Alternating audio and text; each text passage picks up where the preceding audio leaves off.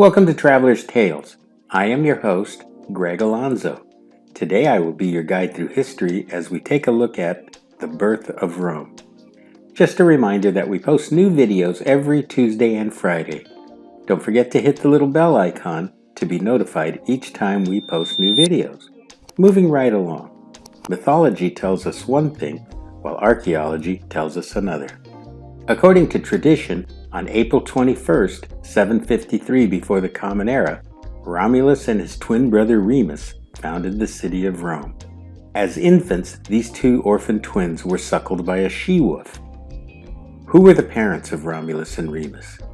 Tradition has it that the mother of the twins was Rhea, and the father was the god of war, Mars. Rhea was the daughter of Numitor, who was king of the city of Alba Longa, until he was overthrown by his brother Amulius. Rhea was then forced by her uncle, who was now king of Alba Longa, to become a Vestal virgin, a priestess of Vesta. The king lived in fear that the male child born to Rhea would be the threat to his reign and depose him. King Amulius then ordered the death of the infant twins. Obeying his order, both Romulus and Remus were put into a basket and thrown into the Tiber River.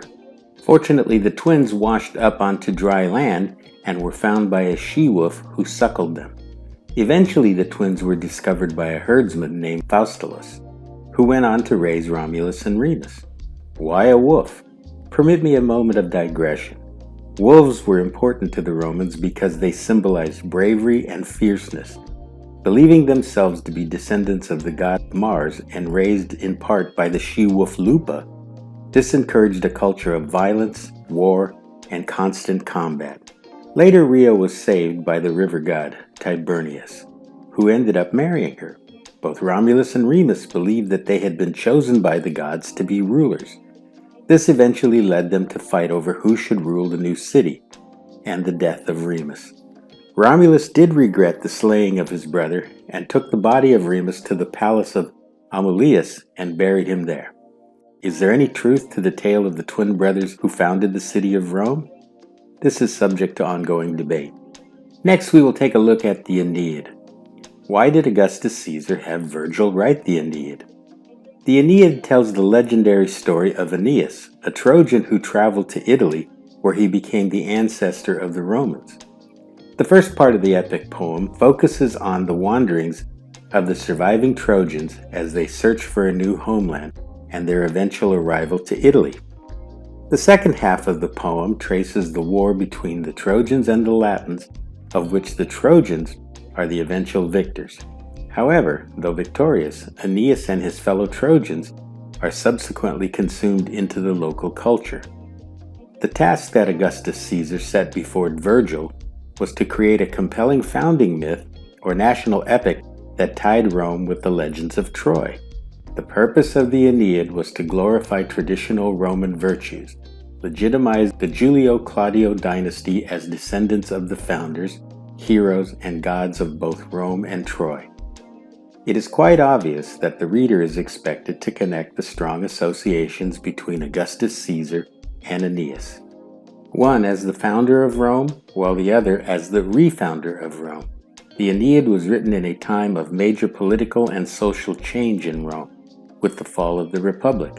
Augustus Caesar felt a dire need to assure the Romans that their society was not faltering, when in fact it was time to celebrate the greatness of Rome. While Emperor Augustus Caesar was the beginning of a new era of prosperity and peace, specifically through the reintroduction of Roman moral values.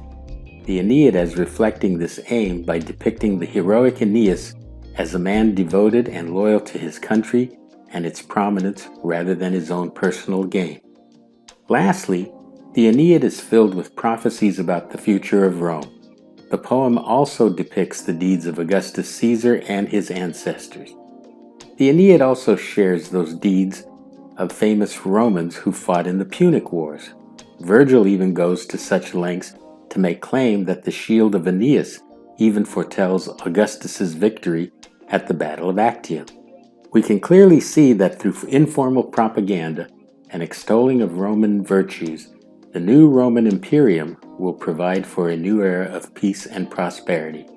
This brings us to the end of The Birth of Rome.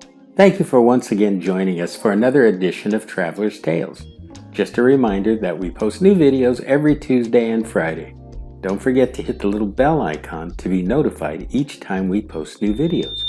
For your convenience, we have also posted our email address and Instagram information. We enjoy hearing from our subscribers, so don't hesitate to contact us with any questions or comments that you may have. If you haven't subscribed to Traveler's Tales, please do. This really is the best way to help our channel grow. Traveler's Tales will return with part 2 of The Birth of Rome. Until we meet again at the crossroads of folklore and fact, Cartistos.